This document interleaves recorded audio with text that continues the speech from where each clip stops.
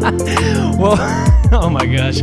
Nice. We are back with FS Students Unscripted. I am Johnny Sprinkle, the student pastor here at Five Stones Church. I guess I should say for now. Congratulations. Thank you. Yes, very exciting. But I'm joined today by several guests, and so I'm really excited about that. But I want y'all to just introduce yourselves. Share anything that's on your heart and mind, something good that happened today, something bad that's happened this week. I don't know. Whatever you want to share. We'll start right here to the right. I'm Chloe. I'm Johnny's wife. Yeah, you're so much more than that. I am. That's so true. I teach third grade at Carmel Christian. And something exciting this week is we're very into the World Cup. So like Team USA and Team Norway, that's like my family's heritage. They're killing it. So we're really, really proud. Will they eventually meet each other possibly? Hopefully. Actually, no. I mean, hopefully at some point, because that means either like if they're in the end or something. I mean, I will be like Team USA. I would be cheering 100%. For like the whole time. And I think your whole family would too. You think they would cheer for Norway over USA? I think my mom would. Her mom does every year at the my mom international would. Thing. Yes, it's true. Yes. It's true. So anyways, but World Cup has been very exciting. Very exciting. This week. Okay. My name is Lauren Manriquez, and I am the 11th grade girls small group leader, which is very fun. Shout out to my 11th grade girlies. Woo-woo. I am a 5th grade American history teacher, and something exciting. I didn't really have anything exciting that happened today. I just had a really good cup of coffee. Hey. And that was the highlight of my day. Where'd you have the coffee from? I brewed it myself. What in my fancy what little beans? coffee machine. It might have been Stumptown. I'm not sure. It might have been Stumptown. Stumptown was good. I love Stumptown. You have a grinder? I do. I have a grinder. Yep. Nice. Now, was it iced, hot? It was hot. I always have hot coffee in the morning. You're a hot coffee I'm girl. a hot coffee person. Now, do you put any kind of like cream, Creamer? sugar? Sometimes I just drink it black. And this morning I put in a little bit of like vanilla cream. Yum. So. Oh, nice. Very nice. Love that. I love Stumptown. Yeah. It is so... That's a local brand? No. It is not brewed. Roasted. Like, not brewed. It is roasted in Portland. Oh. And Oregon. And so with they're his like... Portland t-shirt on. Literally. I did not even plan that. But it is... And this segment is brought to you it's by Stumptown Coffee. Oh my gosh! If you want to sponsor, please call me. But it's like their they have Starbucks, obviously, but it's like their Starbucks alternative, like their local kind of alternative. Like there are so many of them all over the place. Stumptown coffees. So, yeah. But all right. Last but not least, I am Joel McMillion, and I am the 7th grade boys youth leader. I am a teacher at Carmel Christian School, 12th grade Bible. Just celebrated my 10th year there. Nice. I actually taught Lauren all 4 years of her high school. One of them was biology, not Bible. Of them, the first one was that's honors fun. Honors biology, because I'm smart. Yes. Because I'm smart. Because she is so smart. And let's see, a good thing that happened to me today. I got to go have lunch with Isabella, Caleb, Naomi Joy, and I. I'm their dad, Caleb and Naomi Joy. And we went to Naomi Joy is meet here. Isabella's latest trainees, full circle story trainees. There are 12 of them, I believe, from all around the United States. And so that was cool. We got to go have lunch with them. Where'd y'all go to lunch? So we went to Operation Christmas Child office. Isabella had catered in Viva Chicken. Yum. Always a classic. It's her favorite place. So good. It's so Although good. I was disappointed because I thought there'd be plantains. And either they ate them all or they didn't have any. Oh, I'm so sorry. Dang. We have no plantains for you. I could have gotten some. I got tropical smoothie on the way in. If not this, then that's better. Okay. It works. So we were discussing before how this goes. We have some questions here Y'all have not seen them, although Chloe's they're bleeding into her eyes right now. But I have not really given them much thought, even though I accumulated them all and everything. So we just kind of go off the cuff. I heard that y'all may have some questions, so you can bring them if you want to. You don't have to feel any pressure. But we'll just go through and get through as many as we can. These are submitted by students. They are real questions, except for this first one. I wanted to talk about this one in honor of where we are in the calendar and everything. So let's go ahead and get started. The first one is, what are some of your favorite camp memories or moments, either as a leader or as a student? Since we are going to camp next week, going to a new camp, whoop, whoop, Crossroads. And I know that we have all been to camps before, either as leaders or as students and different things. So what are some of your favorite camp memories? They can be silly, they can be serious, or something in between. Does anybody have one that immediately comes to mind? From a lifetime of camps, not just camps associated with... Oh, yeah. Okay. Yeah, any camp. Like, even back when you were a student or something, if you wanted to. Anybody got any memories? I never went to camp as a youth or a kid. But when I was in seminary, a buddy of mine had worked at this summer camp in Maryland. And so he approached me one day and he was like, Joel, have you ever considered working at a summer camp? I was like, no, not really. And so he said, you ought to come with me over Christmas break. And they have this reunion. And so I went to their reunion. I fell in love with the camp. So I ended up going to the camp. And camp counseling is a ton of fun. Like just the energy, the life. But it does get exhausting when you're there for 8 weeks. But you make some great friendships with people that I have managed to keep in touch with still today. And that was back in the summer of 2021 was my first time. And then I worked there for 6 summers total. And every year I got a promotion. So I went from counselor to crew flex. chief. Not to brag or anything, but I got a promotion. Director. And Let's go. Finished with summer staff. Yeah, it was so much fun. Oh, sweet. That's awesome. I feel like I have been on like all of the different sides. Like I went to camp growing up. I'm obviously like a volunteer who goes to camp, and I was on staff at a camp for a summer, and we would travel to different states and like host camps Cool. in the United States. It was really cool. And Who'd you do that with? Camp Kid Jam. Oh, cool. Was that Orange? Yeah. Okay. Orange. Oh, yeah. yes. So Orange. it was so much fun. It was so much fun.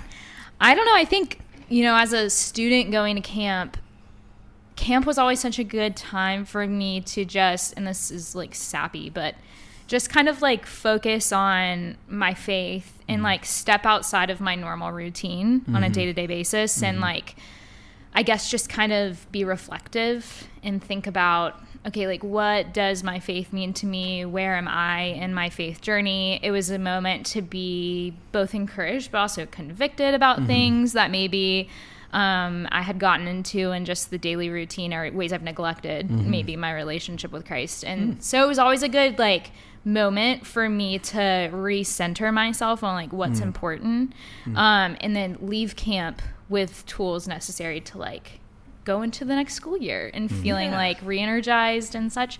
I think just being a camp leader though is also so fun because I love seeing the kids at camp and like get dressed up and have so much fun and like just all of the things that go on at camp. It's really a good time. So I'm excited to try out this new place and see what it's going to be like. Yeah, I think it's gonna be awesome. I do too. I'm really, really Very excited excited for it. Yeah. I'm excited for the dorms. Yes, love a good dorm moment. Yes.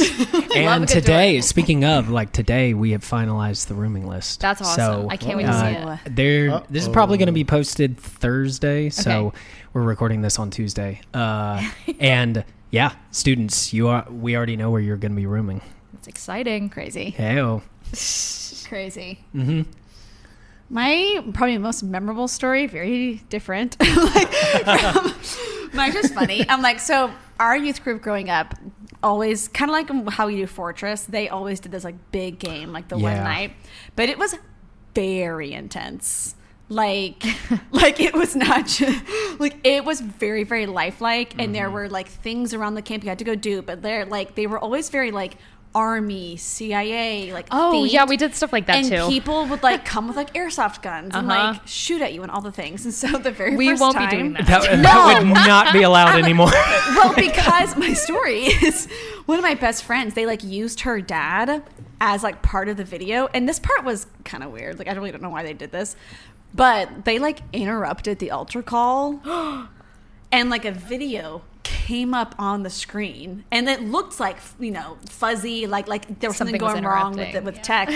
And it was her dad with like tape everywhere, like it looked like he was being held hostage. Oh, horrifying. And like Horrifying. it started the like the game night, and like after altar call, like had just, and it was like, I think it was like also like the Thursday night where it's like, oh, like everyone, and it's like pop on the screen, and her dad is saying like, you know, I've been taken, you know, you've got to help me. She starts bawling because she thinks her dad has been kidnapped. Like she thinks this is real. So they did it really well. Yes. Too well. Yes. Like I'm like, Yes. and then like people came in the room and we were all like, it was so jarring because it was like we had just like literally Sounds been in a traumatic. spiritual. No, Was it the task to rescue him? Like Yes. y'all completed? Oh, We had okay. to complete all these tasks, and that's how he would be like set free from the Oh like my kidnappers.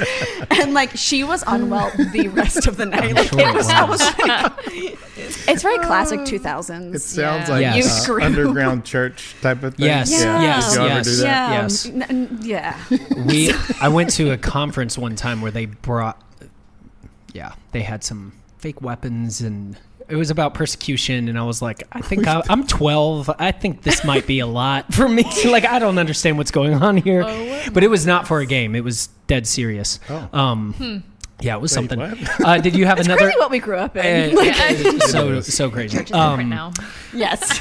I didn't mean to cut you off. Was there anything else, or is that just kind of your? That was it. That was Yeah. real memorable. Yeah. Like I was like, Oh man, I really feel like, man, my favorite camp memories are moments I could go.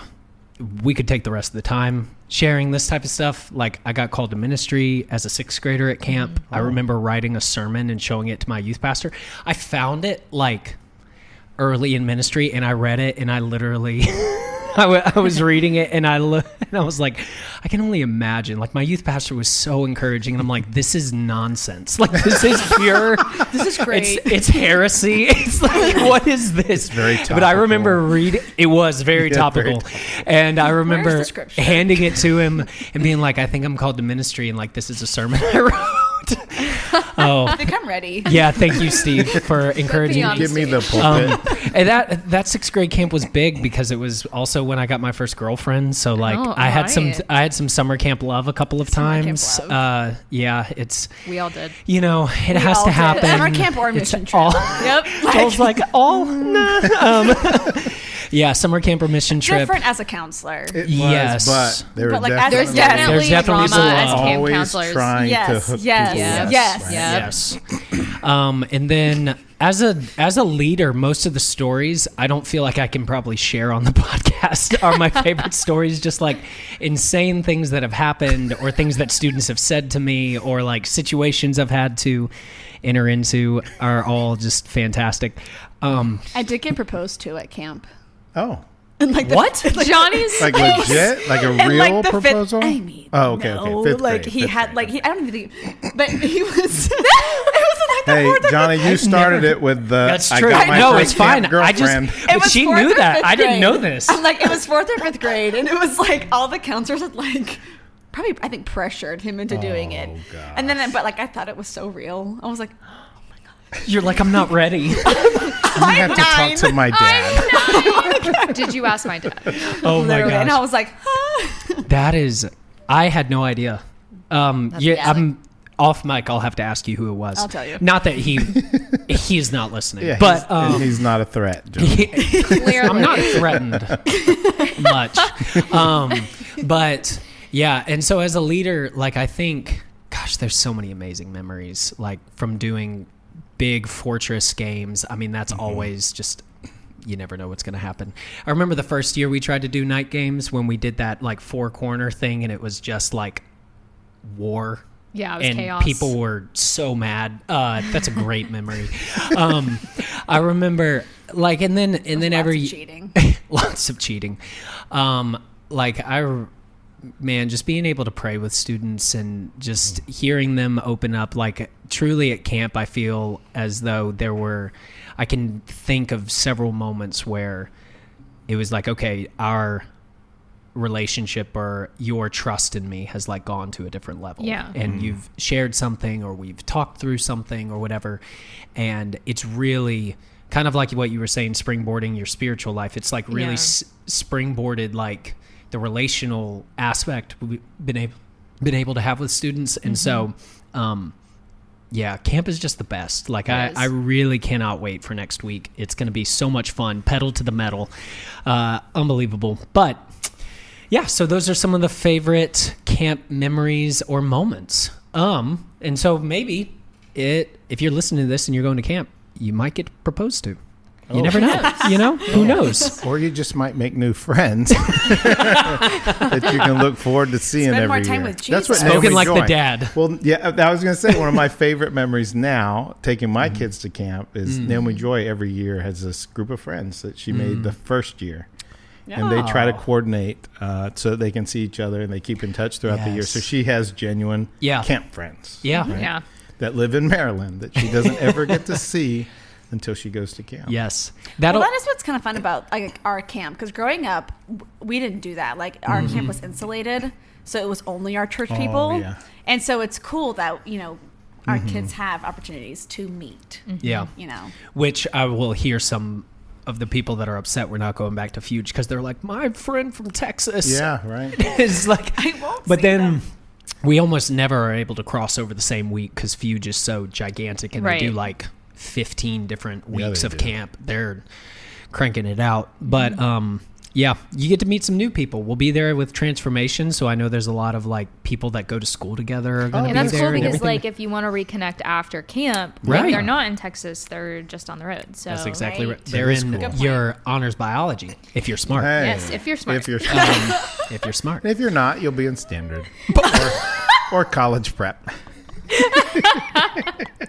I guess I shouldn't say that. That was me in math class. I always was the standard math class. Couldn't do anything above Honestly, the standard classes, I feel like I'm be not having more saying fun. that you're Yeah, not. it's like, I I'm do. like, That I've is heard not what I all my They have more friends fun. in standard like they were like having the time of their life. As a Meanwhile, teacher, we were all no. stressed. Well, we were Joel like, says you're stupid. So That did I was come in the out that standard way. math classes My bad. as Standard well. math. I was Yep. in standard math and a lot of standard I science. was like, I was in honors at public school, and then when I went to private school, people told me that they were going to be a lot harder. They weren't. And so I kind of wasn't able to go back to honors, but I was in So I was definitely in some remedial math, so that was fun. It's hard. Math is hard. It's hard. But School is AFAM was one of my favorite classes, advanced functions and mathematics. And it was basically like algebra 1.5. Isn't that very practical math? Like stuff you honestly, I never used calculus. No, it was literally No, it was or literally trigonometry. algebra. I'm like, I it was never used pre-algebra calculus. 2 or algebra Okay. 2.5 because I did take pre-cal as a senior. I did too. But I was like with a bunch of juniors. I'm like, whatever. I liked fine. the It's juniors fine. anyways. I was hanging out with them. So, Yeah. okay. Any other things about camp you want to share before we move on to the next one? Okay. Let's go to the next one. So we get to this one. I'm so happy that a student decided to ask this one. How should someone go through the Bible reading for... Oh, sorry. It's worded strange. How should someone go through the Bible for the first time? Reading it for the first time. Ooh, That's a good question. slowly. Oh, yeah. Don't try to rush it. Yeah. It's not you're not just doing it to check it off of your list, right? So try to understand it. I always recommend when students come to me, I don't know, I guess I've traditionally been told, start them in the book of John. Yeah. I've Right. always heard that. Yeah. Start them in the book of John. John or Psalms. Yep. Oh, yeah. And so, start there, I guess, in the book of John, Yeah. Unless you're trying to do one of those Bible through in the year programs. No, There's no. Well, I plenty almost of- wonder That's if that's too what much. I wonder if that's what they're asking. Yeah. But I think there's two ways to answer this Yeah. question. Well, Like, with that one, there's a program you can follow Right. and get the daily accountability or whatever. But I do think that if you're going to read it for growth, you really should take it slower. yeah, Like there's no, you don't get a reward in heaven because you read the Bible through in a year. yeah, You know? yes. For You do sure. get a cool thing on your app though, but You can On the mark it Bible. red on Goodreads. you get a You can. certificate for get a book continuing on your Goodreads. education credits. That's right. That's right. That's right. I would say, yeah. I see so much advantage to reading a gospel first if you're reading the Bible for the first time, even. Just because, there's a lot you have to understand. I mean, oftentimes people who are reading the Bible for the first time is because they've been introduced to faith for the first time. And so, like, understanding who Jesus is and what he came to do and his story before you go back there's a lot of things in the Old Testament that are confusing. Yes. So if you're So gonna many if you things. start in the Old Testament, well, really just in general, if you're reading the Bible for the first time, the only piece of advice that I guess I have is don't read it alone. Like, yeah. Yes, if you're right. reading the Bible for the first time, like find a Bible study or a group of friends that you guys can go into the Word That's awesome. together, Yeah. because you're gonna have questions. And like even having read a book of the Bible several times through, I might come back out and have more questions, like reading Oh, it yeah. another time. And so For sure. so definitely don't read it alone. Like get some friends together or your small group leader or whoever and go through a book of the Bible together. Maybe a gospel is the way to start, I think. And Yeah. if you can't get that group, at least have someone you can go to that Yeah. you trust for Yeah. those questions. Yeah. Yes. Right? Yeah. Like if Because you're going to have questions. you are going to Not have TikTok. questions. No. Not Gemini. No. Not chat. Necessarily. Not chat. AI. No. Yeah. That's good. I like Yeah. that. Yeah, I agree. I think, going slower, I think there's a lot of pressure. And I felt this myself of like reading a lot, but oftentimes reading a lot, you just can't go deep with it. And so when you're not going deep, you're either missing things or Right. you're forgetting things. And then it's like, well, what was the point? Like the point is, Yeah. it's like hiding God's word in our heart. It's like, I feel like the more I've come to understand is like, I've got to really like understand it and know it. And that just can't always happen when I'm trying to do so many things. Right. Yeah. Now, if the question is asking for like a Bible in a year plan, I feel like there's either the chronological or there's like different plans where like you read a little bit of the Old Testament, a little bit of the New Testament, a Psalms, Proverbs. Yeah. a Proverbs. Yeah, where it kind of like mixes it up. So it kind of just depends on what Yeah, I your guess you, personality yeah, type. like your personality type. I will say the chronological, It's tough. some of the Old Testament can get It's tough. real. It's really good, but it's really... Yes, It just can really get real rich, long. but- Yes. Yeah. And like it's like it can feel like there's a long time where you're in certain Well, there's those books, segments from but what? then it's cool. First and Second Kings. First and Chronicles, no, Chronicles. the Kings and Chronicles. Where they're all the where they're same. exactly the same, Yes. but Samuel. minute details are changed. Yes. Yeah. Good or king, bad king, added or good king, whatever. bad Yeah. king. Let me guess. Good king. It'll also if you do it chronological, it will confuse you because the Bible, Isn't it's necessarily not right. in chronological Yeah. order. Right. Like Yeah. you'll read the first 5 chapters and then just read all of Job. Yes, And you're yes, like, what? yep. Yeah. What's going on? But it's cool. Again, It's like great. you know, it's I like love if it. you I want did it's like too. it's cool to like see to realize, oh, Job was written way earlier than like Yeah. I see. Yeah. I guess for me personally, I liked having a little bit of all the things at once because then Yeah. because during the Oh, Kings and the Chronicles when it was just like At least you got some New repeating. Testament too. what's going on? Yeah. Yes, like there was like something Yeah. I was like, oh, New Testament. Like, Yes. it just I was like I can understand it. Yeah. No, But yeah. they're both good. It's just personality. If you do want to read it through in a year, though, what's the plan we did last Bible year? recap. The Yeah, Bible Bible recap, recap. and I know you've That's done that. very We good. have some students that are doing that right now. Some high nice. schoolers Tara that are Lee doing it Cobble. Yeah. together. Yeah, They do a great They have a job. book. She has videos. You can do it through the Bible app. You can do it on your own. She does incredible work. You can also go to the Bible Project, and they have a Bible reading, and on the app as well. And they have videos that accompany most days and everything. If you want to do stuff like that, it was really interesting. I would have always said John 2 to start, and I still do. That's perfectly great to start with. But I watched a video just like last week of a guy who does reviews of secular books, who is just doing like sci-fi and fiction and like all these sorts of things. But he's a pronounced agnostic, like has no interest in faith whatsoever. But he really loves literature, so he decided, you know what, I'm going to read the Bible. Like, I've just never done this before. I'm just going to check it out and everything. And of the 4 Gospels, he said, if you are going to, he had never read it before. He said, if you're going to read one, read Luke.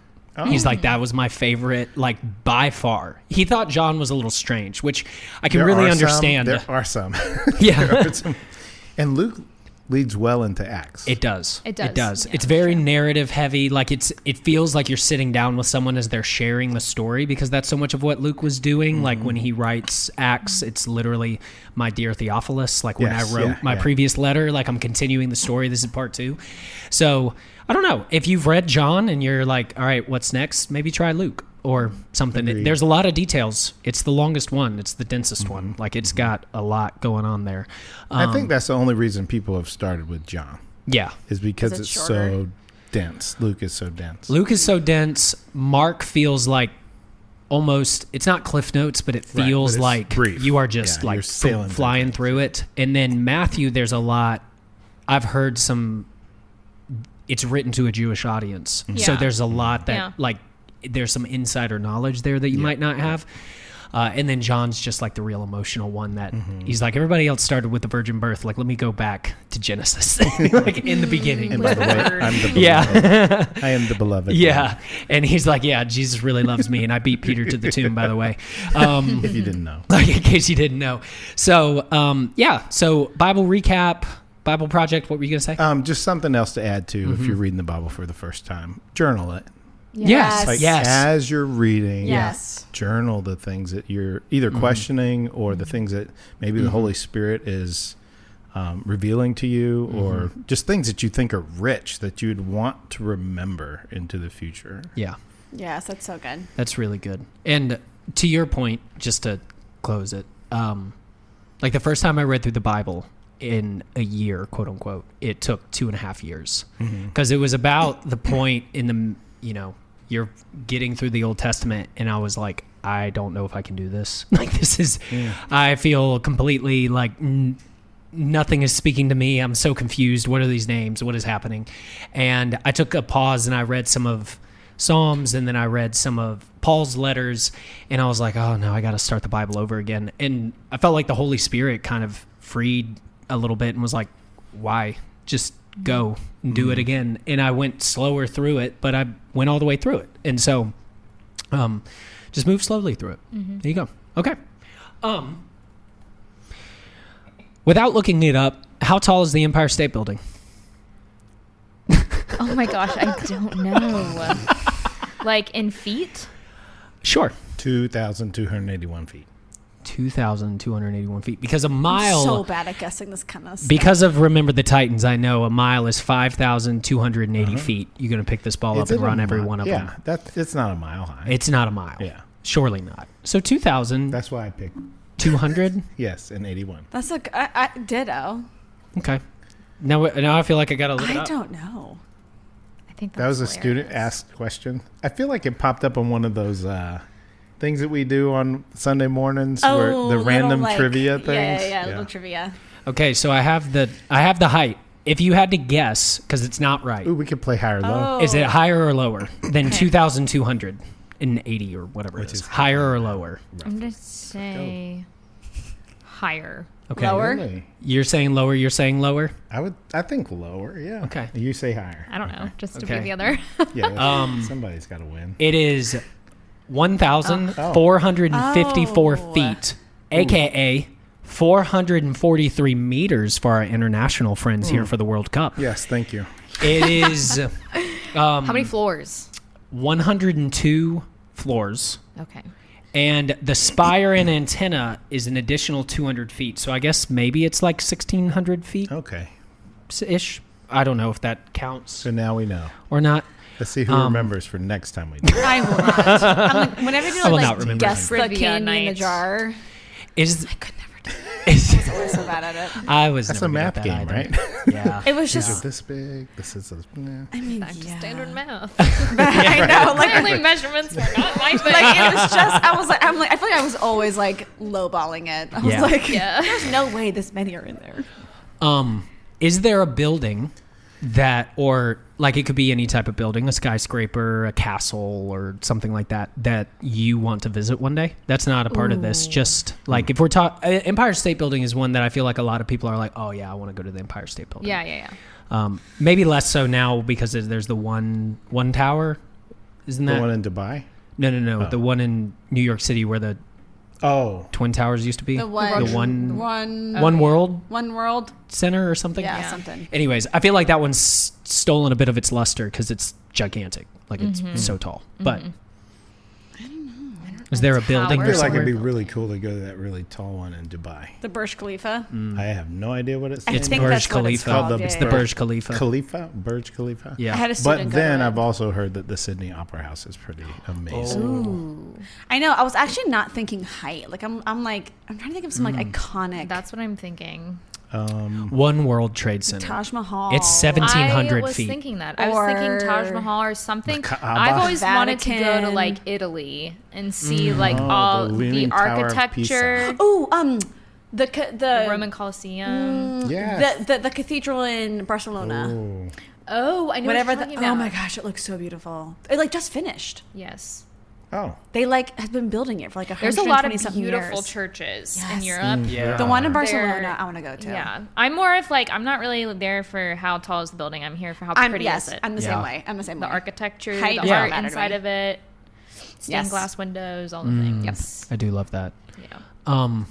Yeah, I'd love to go to. I love old cities, so I want to go to like Edinburgh. That's not a building, but like it's Right. like it's got There's castles castles, and yeah. like old cobblestones and everything, yeah, for sure. or like Oxford type stuff. Like that's where I want to go Yes, and that'd be cool. and see those sorts of things. Yeah, the Burj Khalifa is 2,700 feet tall. Oh, just so that's we know. closer to your guess. Closer to my. Yeah. Closer to your guess. It has 1,281. 163 usable levels. It is That's double the height of insane. the entire Empire State Building Okay. and 3 times the height of the Eiffel Tower. Let me tell you where I do not want to go to the top of Wow. again is the Eiffel Tower. No. That scared me to death. Did it? Because there's just nothing. He's just scared of heights. It's just net. Yeah. It's just a net. just net. It's beautiful. No, thank you. Just net. And you can feel it like. Oh, I've been. Yeah, No, thank you. Drama.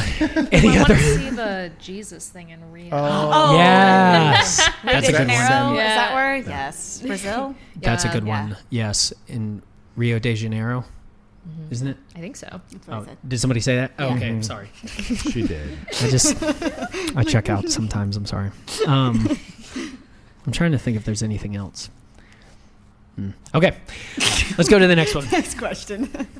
So, going back to the serious things, how can a high schooler have fun while pursuing Jesus and staying away from the patterns of this world? And we can throw in middle school there too. How can a middle schooler and high schooler have fun while pursuing Jesus and staying away from the patterns of this world? My first initial question is like, you have to define what does it mean to have fun? Yeah. Fair. Because Yeah. Good if, point. You know, like if you're saying, like how can you have? You can have fun, but like, what is the definition of fun in that question? Is Yeah. it, participating in a bunch of things that your friends are doing that you shouldn't? Like, is that deemed as fun? I don't know. I think like your definition of what is fun determines the answer to that question. If that makes any I sense, agree. yeah. No, yeah. I think too, it's a matter of who you want to surround yourself with, right? Like, if you are pursuing Christ, are you also hanging out with other people who pursue Christ? Because you're going to have fun, Yeah. right? Like you're going to, because you're not going to collectively, hopefully, you're not wanting to pursue the things the world might think are fun. And so you're going to come up with things for yourselves to do that will be fun, whether those are game nights, movie nights, Yeah. amusement Yeah. parks here. There's all kinds of other things that can be done that are fun. Yeah. Yeah. I mean, some people just like deep conversation or laughs. Yeah. And that's fun, right? It just, like Lauren said, it depends on how you define fun. I think too, I saw something the other day that it was talking about there's type 1 fun and type 2 fun. And it was like type 1 fun is like really exciting, awesome things, but like you either forget about it because it was just kind of like super fleeting, or it was like kind of fun in the moment, but maybe had like repercussions or had. So then like when you look back on it, you don't look back on it as necessarily fun. Like you kind of look back on it. And type 2 fun, like I never even heard of that, but it was like, type 2 fun is you might be doing something super exciting, super cool, or it might not necessarily have been the coolest thing you ever did, but when you look back on it, it is like some of the best memories. And like they were kind of tying it to like this group of friends were taking this hike, and it like was cloudy the whole time. It rained. They got to the top. There was no view. Like, it was and it was like that should not have been fun. But this whole concept of like together. But type 2 fun, it was like, but they had all these inside jokes that came out from it. Yes. They like had like they were laughing the whole time because they just were kind of laughing at the fact that like we had no view. It's cloudy. You're miserable together. Yeah, but it was like, and they were like, but when we look back, it was like that brought so much joy, even though it did not necessarily. And so there was this whole concept of like, I don't know if that necessarily is with this question, but it was such an interesting thought to me of just. How, to your point of like, what is fun? And it's like, fun is when you can look back and like have the best memory. That's so true. And be able, That's and a really good way that to put memory it. is like, it's not tainted with anything, or there wasn't like but then this, it's like, it was just.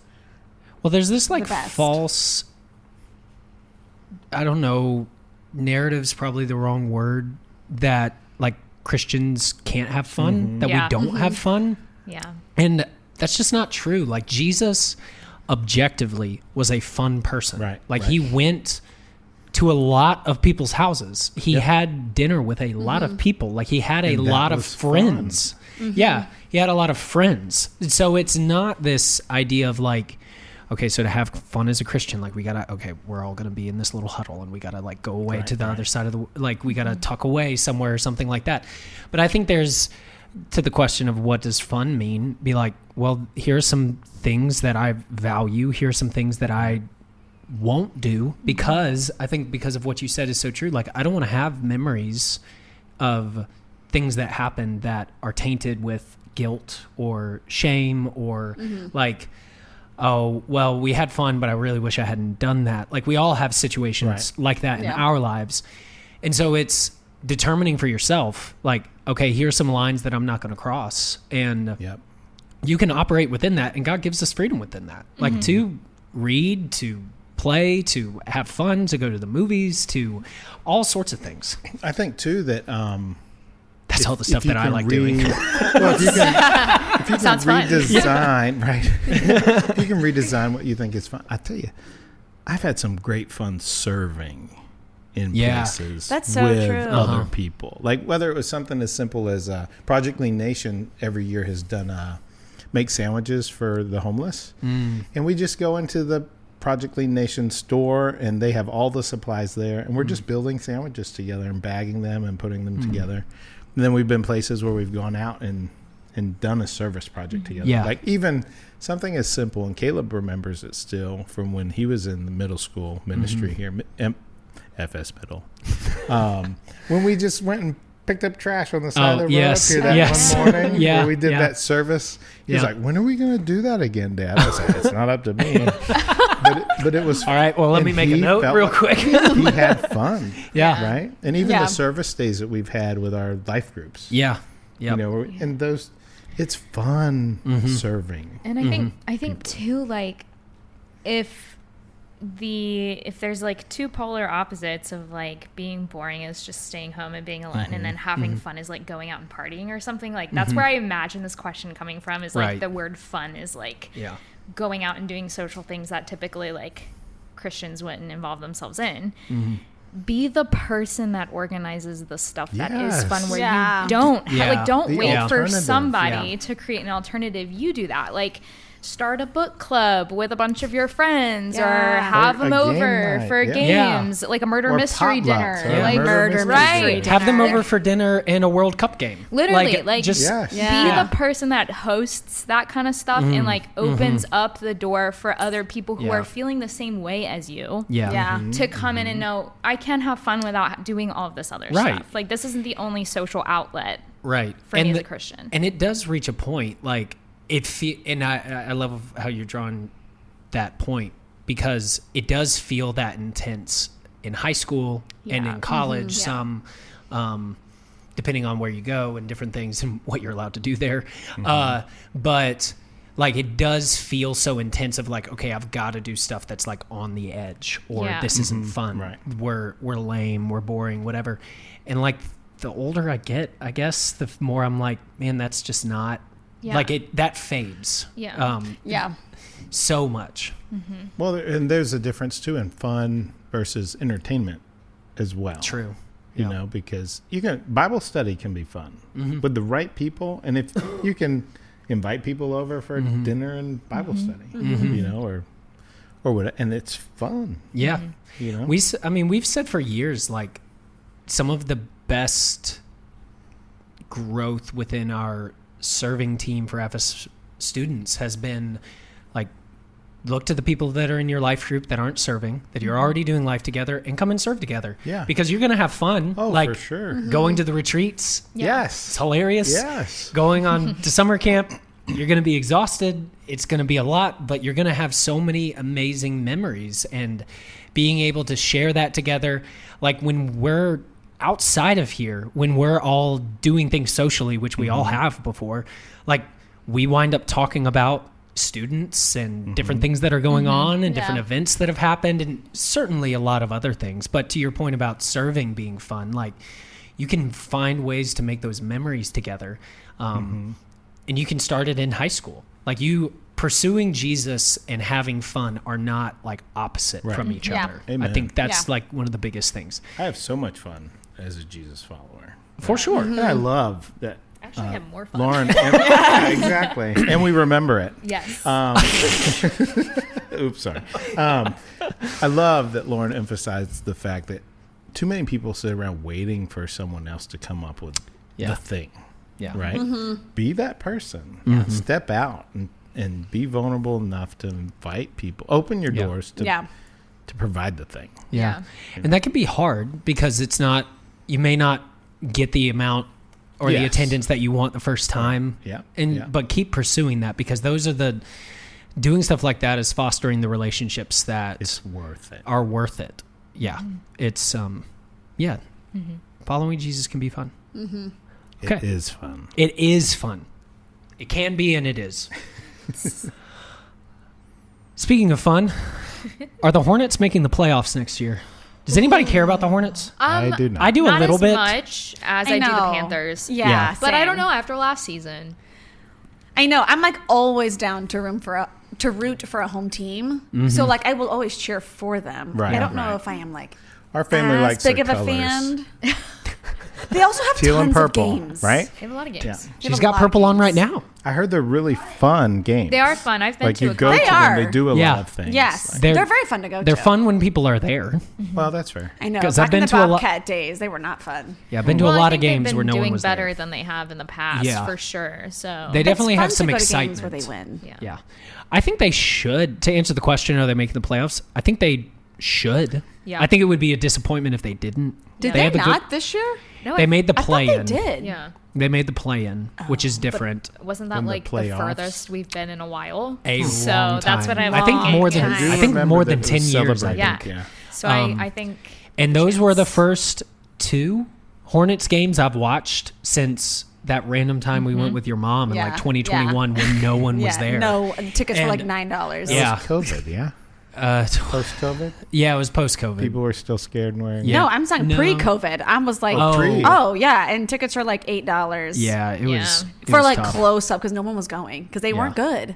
Again, it's like when Was that right at their they haven't been good. resurrecting or whatever?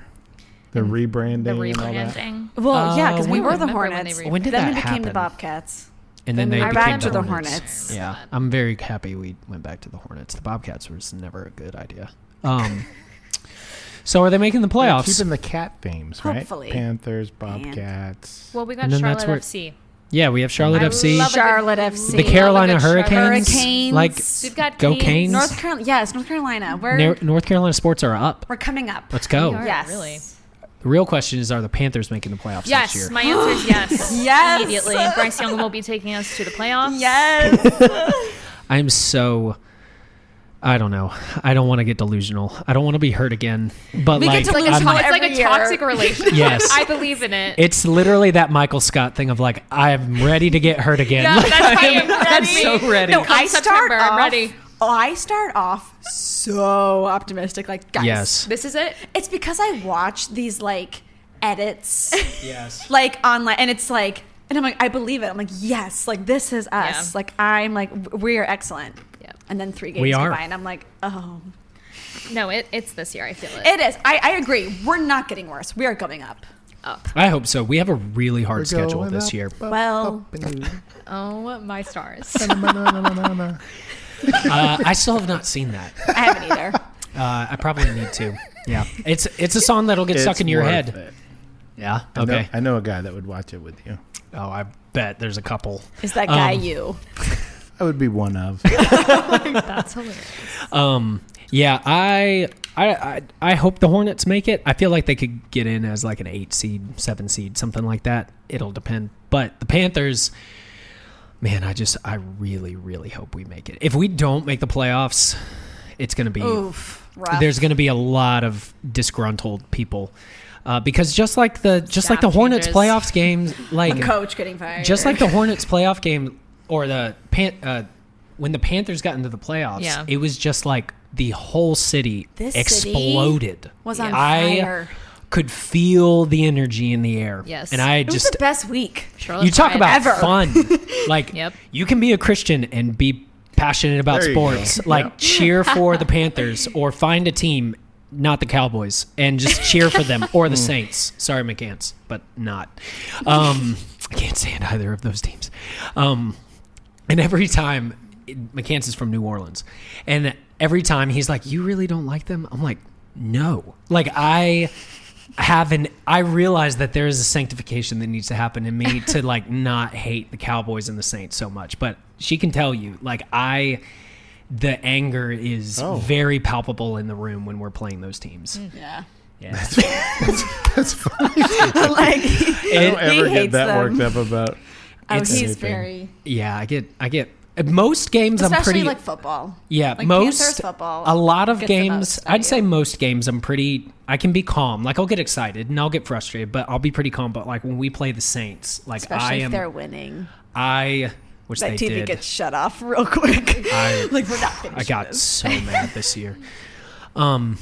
Okay, so glad we could talk about the Hornets for 3 minutes. Do y'all have any questions? Anything you wanted to bring or add or ask? You don't have to, but y'all were talking beforehand about like, oh, we may have some questions. I know that was for No, something that's for else. something. Oh, weren't okay. I'm paying sorry. I'm sorry. Other conversations, inside jokes. I'd love to be a part of one someday. It wasn't a joke. It was something serious. I'm joking. Okay, next question then. All right, I'll just keep going. I like this question. Why is the way that I pray in my head so much different from how I pray out loud? Parentheses. Like what I talk about, not making things flowery or anything. Oh. It's really interesting. So like this person saying in their head they pray really conversationally, whereas like out loud it's very scripted. I think so. I think so. It's probably because, I mean, when I think about me praying out loud, I'm praying out loud because I'm praying in front of other people.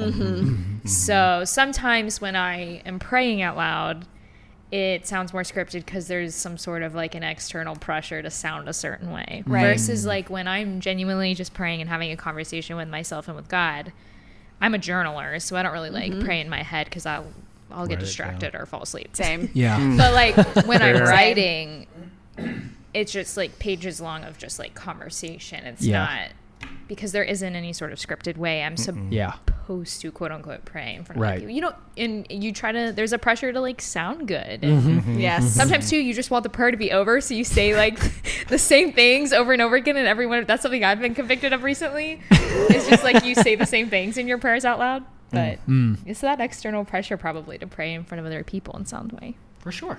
That's good. Yeah, I think you're right. Because I'm trying to think, do I pray out loud by myself if no one else is in the room? I don't think I do. And I totally do. I think if I do, it's like a mumbly type of out loud, not necessarily a Yeah. proclaiming out loud. It depends for me. Yeah, that was the first thought that popped into my head, is that must be other people in the room Yeah. that's affecting the way that you might pray. And maybe that's part of the way that you were raised, or what you're used to hearing Yeah. other True. people pray like. Because I don't know, maybe it's just me, but I've definitely been listening to other people pray where I've walked away thinking, man, that was a powerful, good prayer. And then other times I've been like, what in the world did that person just say?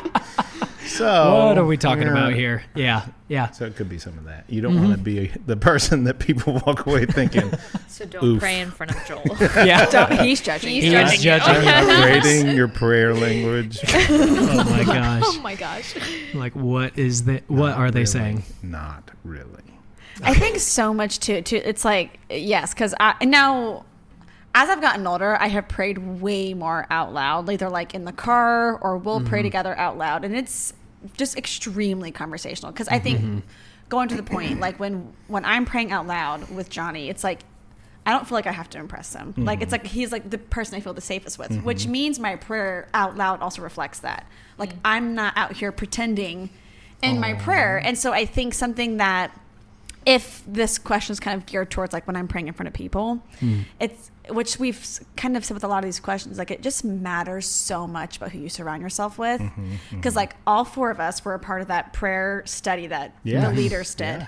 And we had to, it was kind of crazy because the way the prayer study was, it forced you into like, and it was different types of prayers that you did, but it was, everyone has to do it. Like everyone is participating, and I feel like so much when I was in that room, because it was people who we were all studying the same thing. We were all coming and approaching it the same way.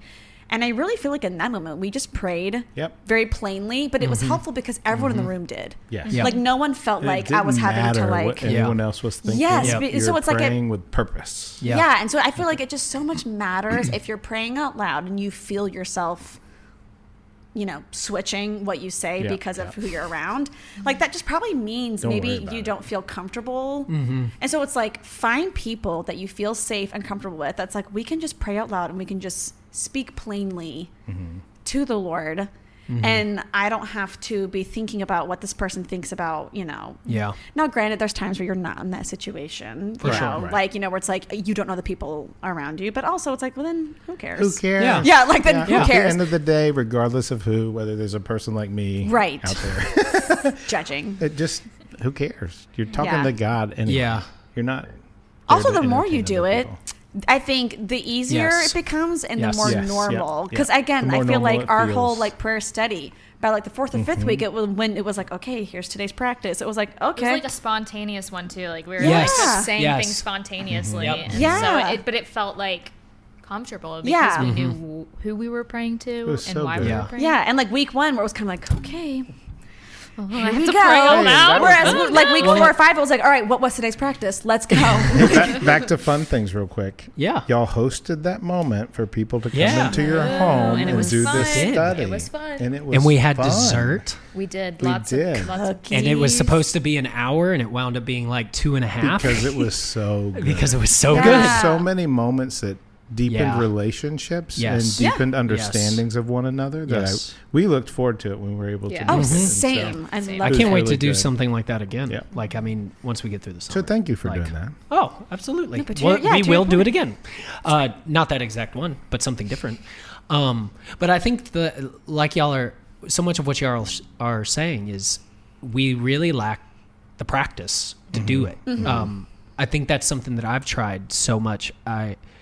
It was a couple of years ago. I think I had read a book about prayer, or a couple of them, and I got so sick. I was almost you to other people, but to myself. I was sitting there and I would pray out loud, like in staff meetings or at youth or something like that. And I'd be like, what am I saying? Like, I'm not almost what you were talking about of like, I'm just repeating the same things. I'm saying the same stuff.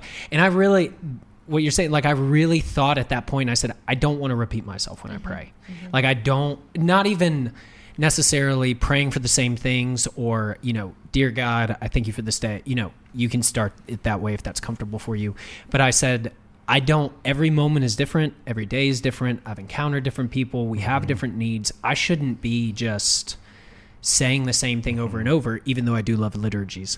But like when I need to bring my present self to that prayer moment, and it takes practice because it feels very weird and you're gonna feel a bit out of sorts. But I think whether it's mumbling to yourself alone, journaling, I think I go back and forth. Like there's a lot of times where I'll pray internally, and then there's times where I like yell prayers and stuff like that, and everything in between. In the car, I have found that I tend to stay on task more when I pray out loud. I journal. No, that's fair. And so I try to do that, but I'm definitely not perfect. And so if you're feeling like, man, the way I pray in my head sounds so much different than the way that I pray out loud, all the things that y'all were saying about insecurities that we have and different things. But I'd say just really try to start next time you're asked to pray out loud at the dinner table. Like, you know, you don't have to go for 15 minutes at the dinner table. Right. People are hungry, but you can just be vulnerable and I don't know. Yeah, we just get so caught up and it's got to sound so good and everything. And there's times where I'm just like, okay, I think that's all I have to say. Thank you. Amen. Like I'm done. Right? Like, no, for real. We feel like we've got to like have this big thing, and yeah, I don't know. In a different aspect of prayer, I'm involved in this guy's Bible study on Monday nights, and we always take prayer requests at the end. And one of the things that the Lord has, I guess, convicted me about or pointed out through some of the guys in the study, and this is, I guess, is different from praying and the prayer question that was there, but don't pray magical prayers where you're just like, God, please help me be a better husband.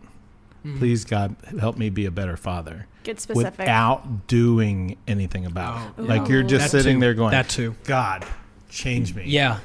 But I'm not really going to do anything to try to change. I just am expecting you to do it all. Yeah. And so, that has birthed some accountability conversations. For sure. When you're like, oh, just pray for me to be a better dad, which I always want to be a better dad. Right. For sure. Better husband. For sure. But they're like, but what does that mean? Yes. Like, yes.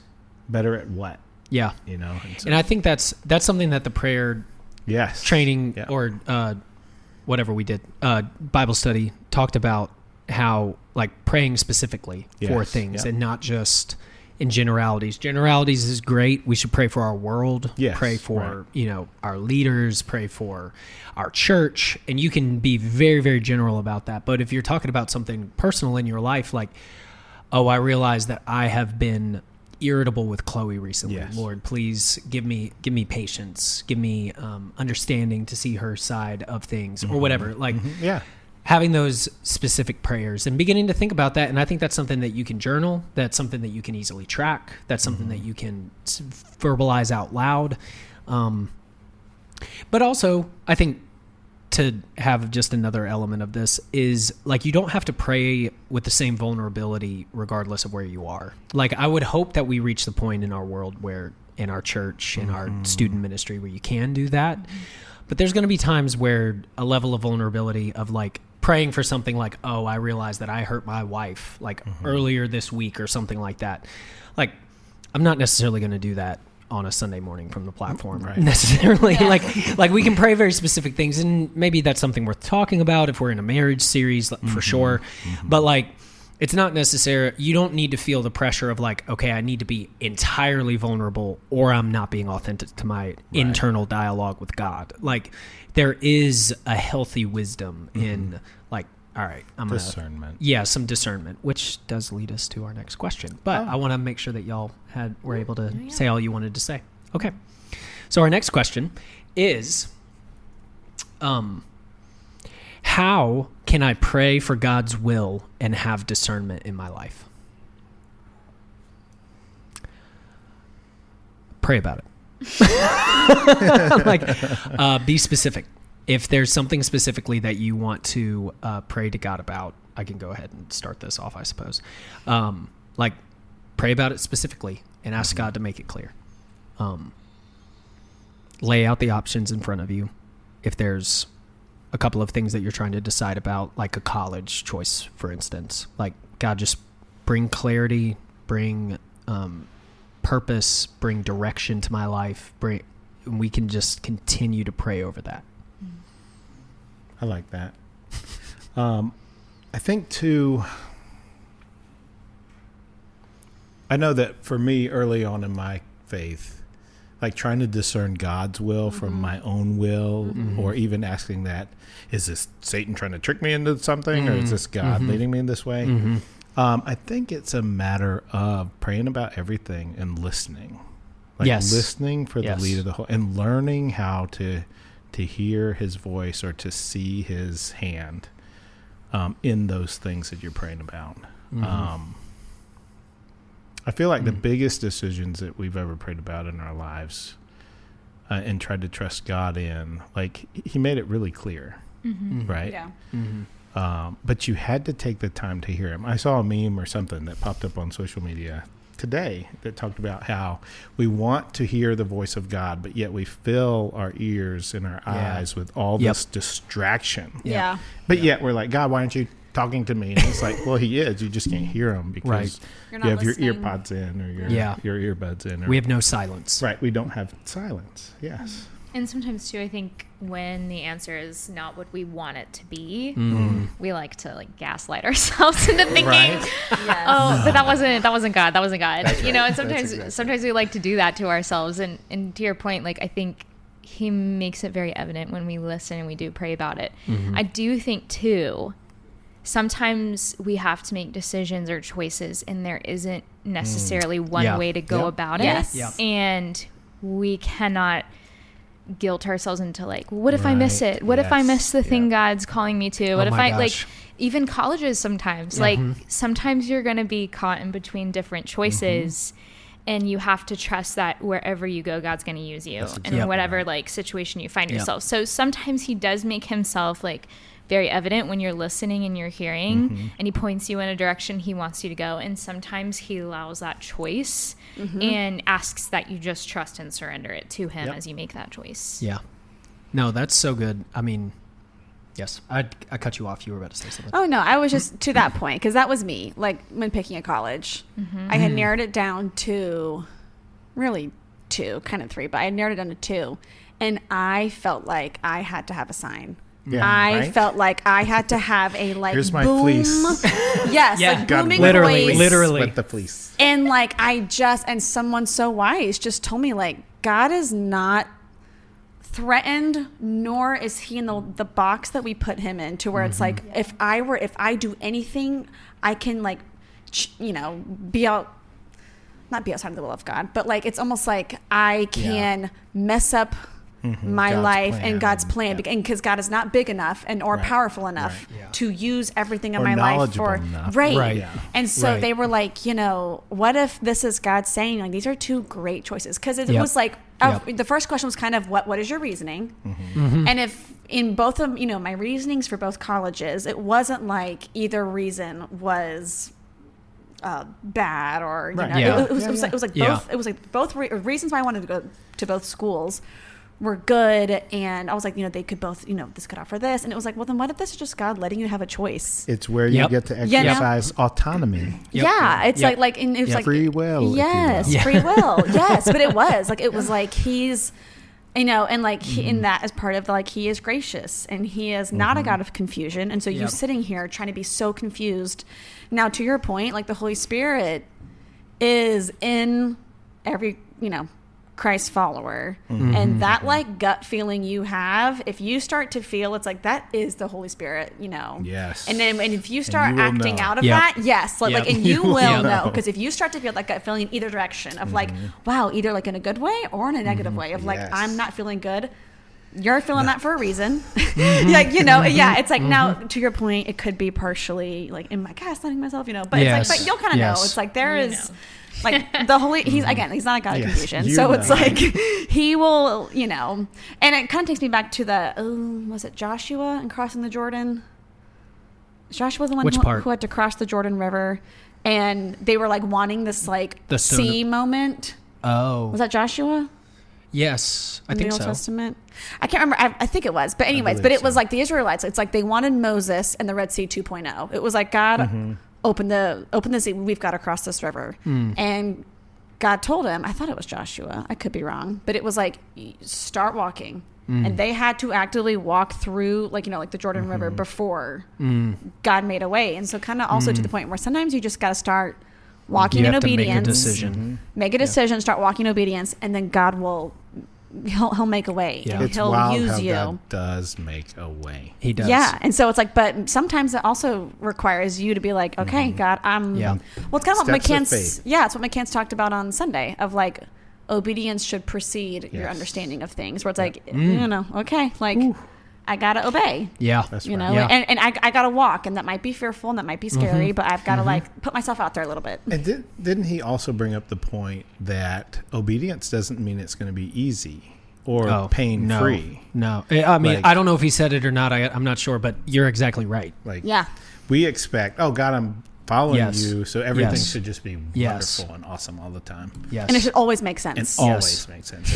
And that's just not always the case. That's so good. There are times when it is, and it's awesome when it is, but there are a lot of times when it's like, nope, I still need you to trust me. Yep. I am still working. Because we talk about obedience leading to a blessing. Yes. And we don't fully understand what a blessing is. Like, does that mean that I'm healthy and wealthy and prosperous and maybe not even wealthy, but like I can pay my bills and I can, handle, or like I have the best roommate in college. This is confirmation that God, like, it's not necessarily like you could, those types of things aren't necessarily confirmation that you've been obedient to God. But again, he uses people even if they are running wildly from him. Like, whenever I think about these types of things, like I think of Jonah. I literally was going to say that. So I'm talking about. We all have an inner spirit. Go. No. I'm just like, I was thinking about Jonah, running from the will of God. Like he knew. He knew. He knew gaslit the direction. Himself. Gaslighting. He gaslit himself into thinking he could get away from God, get away from the will of God, get away from the calling, do what's comfortable. And clearly that didn't work out for him. Right. Like, because God is big enough to say, okay, you do that. Yeah. But you realize you're funny. Like at you the think end, you're in charge. You just took the longer, harder road to where I wanted you to go. Yes, because you will end up where I want you. Right. Yes. Like I am. Yep. Yeah. Like, you just took a different path to get there. Yeah. And I let you. Right. Yeah. And, and it's a beautiful thing because like. But bless. Yeah. Yeah. But it's a beautiful thing because like God didn't forget him. No. He didn't say like, all right, well. But then I'm choosing somebody else who's forget different you. and more obedient. Forget you. You're out of here. He reoriented. And we see that all throughout Scripture. We see that with like Jacob. We see that with, a bunch of like the patriarchs. Well, the story that pops in my head right now is Balaam. Yeah. Yes. And Balaam, the talking donkey. Yes, and the talking donkey, and how that donkey that's in the veered Bible. several times. Yeah. And he was like, what is wrong with you? Yeah. Literally beating the donkey. And then finally God says, all right, he's going to tell you what he's doing. Yeah. He's like, I'm protecting you. Yeah. Why are you beating me? Yeah. Right. Yeah. When have I ever led you astray? Look. And then. So I think when we pray, like, one of my favorite verses that my dad always says to me when I was really concerned about a decision was like, our God is not a God of confusion. He's not trying to trick you. He's not trying to make it hard to follow him or hard to know him, I guess I should say. Like, he's not just trying to be mysterious for the sake of mysterious's sake. Like, he is mysterious because we can't comprehend him, but he's not trying to like send you mixed signals and everything like that. And so when you're praying for God's will and desiring discernment, I think a thing that we constantly come back to that Scripture tells us to do is like, well, test the Spirit. Like, if you sense the Spirit telling you something, test it. If it's something like, that is directly against something in Scripture, that is not God speaking to you. That is whatever chemicals are going through your brain. You're not getting some special circumstance from God to go and be sinful or something like that. Like, but then also talk to the people in your life. Like, God has placed people in your life at this time for a purpose. Like, I had a major decision to make my senior year of college or senior year of high school, as so many seniors and high schoolers do. And we had just gotten a new youth pastor. He'd been there like less than a year. And he was able to sit down with me and essentially say what your mentor told, or wise person told you, of like, God has laid out two great paths for you. And he told me his story of how God laid out two great paths for him and said, wherever you go, go and be obedient. And so, like, God has put people in your life right now for a purpose to be able to speak into that direct situation that you're walking through. So my question would be, as you're praying to God and pursuing his will and feeling like you're having that discernment, like, who is that person in your life that you can go and confirm? Not that you're going to them like they're God or whatever. And there are certainly people are fallible. They'll be like, no, I don't want you to move that far away. You know, that type of thing. But like, who is the trustworthy adult, parent, mentor, parental figure, something like that in your life that you can go to and say, hey, this is what I'm kind of thinking about. This is where I'm kind of wrestling with, and see how God can use them to speak into your life, because you don't have to make a decision alone. Like, especially if it's something that you're really praying for God's will about or God's discernment, like, you probably shouldn't make it alone. Right. Like, you probably should have somebody speaking and into allow it. people to pray for you, right? Yeah. To join, come alongside you in whatever it is that you need that prayer for. I think one more thing I would add, just very practical to the question of how do I pray for God's will, something I have had to do in my adult life that I kind of just wish I had done earlier and sooner is in regards to praying for his will. I have just started praying, like, Lord, like, prepare my heart for what your will is. Because if your will and your plan is wildly different from mine, I don't want to be disappointed by it. You know, it's like, and I won't long term, you know, but it's like, but I don't want to even head into it with such disappointment. Like, I'd rather head into it with excitement or with like hope, and it's, I think so much in my adult life I've had to realize, and so many of my prayers have just been like, Lord, mold my heart, prepare my heart for your will. Obviously, you know my thoughts. So it's like, you know my thoughts, you know, like, you know, where I'm thinking, but like, I just either, you know, like, I want to be so excited and on board with your will and with your plan as it comes. And if I'm so laser focused on what I want or what I think is going to like needs to happen, it's like, it could just lead to disappointment in God's plan. So it's like, you know, just like, God, prepare my heart for whatever it is. Yes. I want to be open. I think part of that too, and this may sound cliche and whatever, is that peace of just being able to trust God regardless of the outcome. Yes. You just have peace. Yeah. Like, God, grant me the peace that whatever comes out of this, I'm okay. Yeah. Because I trust you. Right? In humble obedience, I trust you. And I would just add one last thing, just an element to consider as students, as I realize this is something that might be a bit, maybe something to just tuck away and consider later.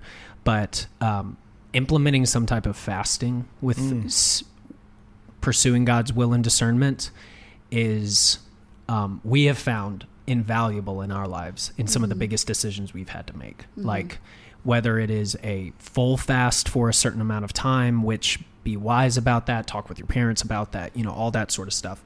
Abstaining from something for a certain amount of time, like I'm not on screens, or I'm not having candy or sugar or meat or something like that. Like, withholding something from yourself for the purpose of not just like, it's not to hurt yourself. It's to say, like, every ache that I have for this thing that is good, I want to point as a prayer. It's literally like the reminders on your phone that ding every time you set a reminder.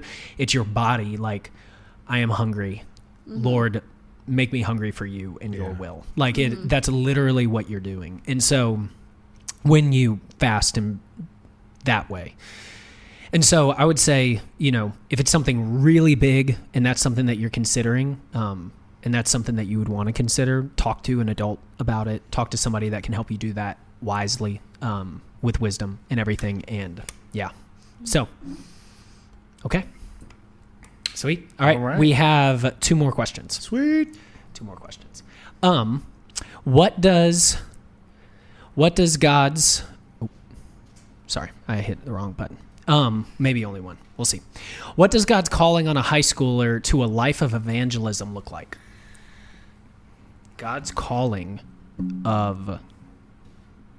That's you all day. Evangelism look like? What do you mean? That was you. In high school? In high school. All day. Oh. What does can you say that question one more time? For sure. That's loaded. What does God's calling a high schooler to a life of evangelism look like? I think when you think of evangelism, immediately your mind goes to like international mission trips, and that's not how it has to be. To like live a life of evangelism doesn't mean you have to be some sort of a missionary who goes to different countries and shares God's word. There's people in your community that need to hear it. And, speaking from my experience as a small group leader, I know like not everybody's even as intimately as your home life isn't a space where there's like-minded believers. And so I think as a high schooler, a life of evangelism looks like you pouring into your relationship with the Lord first, because you can't pour from an empty container. Pour into your relationship with the Lord first, and then let him use you in whatever spaces you're already in. Yes. So if it's your home and it looks like your parents, which is a situation, obviously it shouldn't look like, but like if that looks like ministering to your parents, and that's ministering to your parents, your siblings, your spaces at school, and choosing to live a life that sometimes it's just choosing to live a life that looks different than everybody else, and allowing them to come to you with their questions of why do you live this way? Why are you this way? And remaining open and honest about it. I think like it doesn't have to look like you going to seminary, going to a mission trip, like anything like that. I think it's just you pouring into your relationship with the Lord and allowing him to use you in the circles you're already in. Absolutely. So. Yep. And I think same answer to the prayer question, just practicing listening to the voice of God and seeing the opportunities he gives you to speak truth into people's lives. And it can be the people you see every day, whether that's at school or work or home or whatever. But it could be that you're just aware of other people, that God, the Holy Spirit, starts to show you needs in random places. Where just a simple hello or a how are you or how can I pray for you? Right. Or stepping into moments that people are having. You don't even know them, but you can tell that they are burdened with something that you just want to make sure they're okay, and it ends up in a gospel conversation, right? But I agree with Lauren. That comes from building your relationship with God, spending that time with him so that you know when he's pointing you to a soft heart, to a heart that's ready to hear the gospel, I think too, to like Lauren's point, where sometimes we think evangelism means to go far away. It's like it could be your very backyard. I think also when we think of evangelism, we sometimes think like, oh, well, it's got to be in these super secular spaces. Whereas like, especially for students, who either go to Christian schools or even like in youth group. Like you cannot, if you are in that space where it's like, well, I'm very rarely in a space where everyone there is not a Christian. And it's like, you just cannot assume that those spaces don't need evangelism. And you cannot assume that just because someone either goes to a certain school, or if someone is at church even, like, comes to youth groups, or it's like, you can't really assume anything. And so just because you're in a certain space that might feel more Christian, it's not like that evangelism turns off. Right. Where it's like, oh, so now, because like I'm just going to assume everyone here is on the same playing field. And it's like, you just like can't. And so like that same energy of how can I pray for you? How can I, it's like, do that to the people in your youth group. Do that to the people in your Christian school. It's just like, because I know for me, sometimes I can get caught on like, evangelism only means when I am in certain spaces that are very non-Christian. Right. And then, but it's like realizing like, even some of the Christian spaces. Yeah. All of them. Yeah. I mean. Yeah. But it's like, anyway, so because sometimes I know it's easy to be like, oh, well, I'm very rarely in that. Yeah. Right. I'm very rarely in that scenario, so I'm kind of good. And it's like, well. Well, I love what you said there, Chloe, because I think we, like you said, make the assumption, but we also keep our Christian relationships relatively shallow. Yeah. Yes. To the point where we don't really know what each other are struggling with. Or I'm not asking my friend, how can I pray for you? Right. Because you like, just I assume really should everything is great. Yeah. It's like, that's the person I should be asking. Right. Yeah, you almost feel like you can just let, not your guard down, but it's like, oh, I was in the game when I was, like, if you're on a sports team, like I was in the game when I was in that secular environment. Now I'm on the sideline, and I can prop my feet up. I'm taking a break, with this evangelism thing. Fine. Yeah.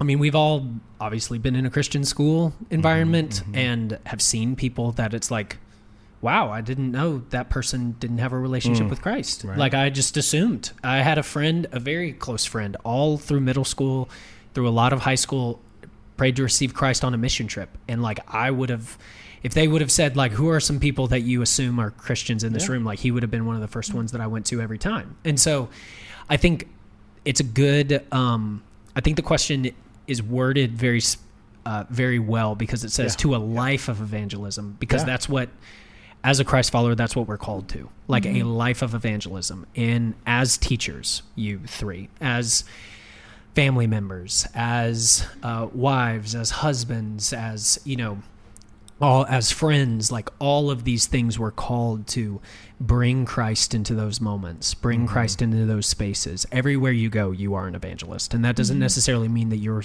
standing with the blowhorn and the tracts and everything. Like that's not it for a lot of people.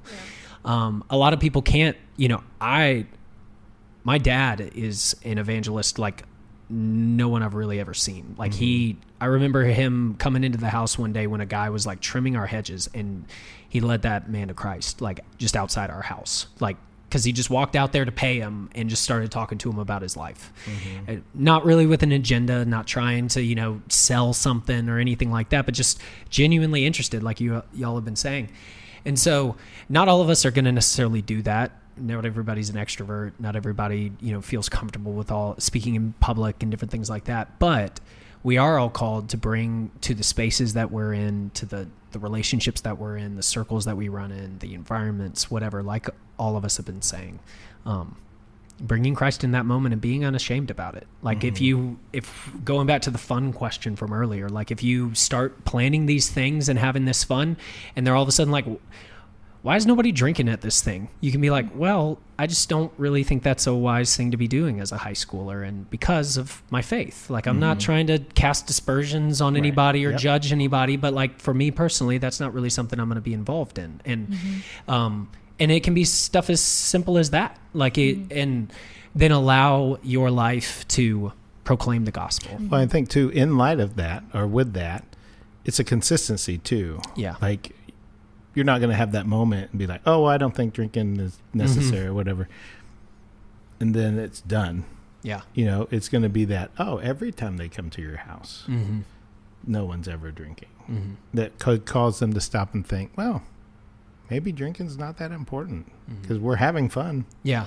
It can even be as like another example would be like you don't cuss or the conversations that you have with other people, like man, every time I talk to her, she never wants to talk about other people. She redirects the conversation because she doesn't want to talk bad about others. So there's just little daily things that that evangelism looks like, and sometimes it's big steps of obedience. If I remember the prayer study again, going back to that, like he started a prayer meeting at Yeah. his public school. Yeah. He found a teacher Yep. who was willing to sponsor it, Yep. and he led a prayer thing at his school, and it led a bunch of kids to like understand who God is. Yep. And so like sometimes it's big things like For that, sure. and sometimes it's little things that make you feel uncomfortable, Yeah. like not participating in conversations or different things. But like that in and of itself, living a lifestyle that aligns with Jesus, shows other Right. people how Jesus lived. That's Yep. evangelism. So And even saying things like, well, and God showed me.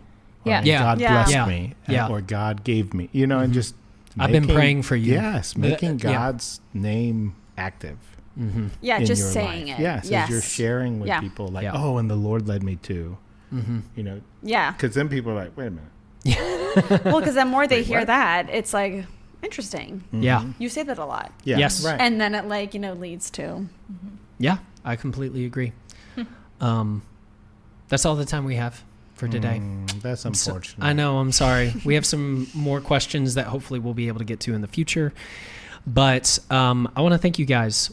3 of the wisest people I know. I'm so grateful for y'all and how you've spoken. Each of you has spoken wisdom into my life at various points and been people that I have trusted and gone to, and like talking about God's will and discernment. I've gone to all of you for discernment at different points. And so I'm so grateful for you guys. I'm grateful for y'all jumping on the podcast to talk about camp and the Empire State Building and prayer and, and things like that. No idea. We have no clue how tall buildings are. But I'm just really grateful for you guys, and thank you for taking time out of your day to just come and answer some questions. So keep submitting questions. We're going to hopefully do another one of these before the end of the summer. So you can submit your questions. There's a link in the bio of the podcast. Like us on YouTube, subscribe to us, share, whatever. If Stumptown wants to sponsor, yes, I love your coffee. I love your coffee so much. I will throw this Starbucks out the window. Or the Hornets. Or If the the Hornets would like to sponsor as well. Really, if David Panthers. Tepper is They listening, will talk about If David Tepper is listening. please, Carolina Panthers, we will Charlotte do FC. everything we can. Charlotte FC. But yeah, sports ball. Yeah, let's go. But yes, I'm so grateful for you guys. Thank you for listening. See you next time. All right, peace.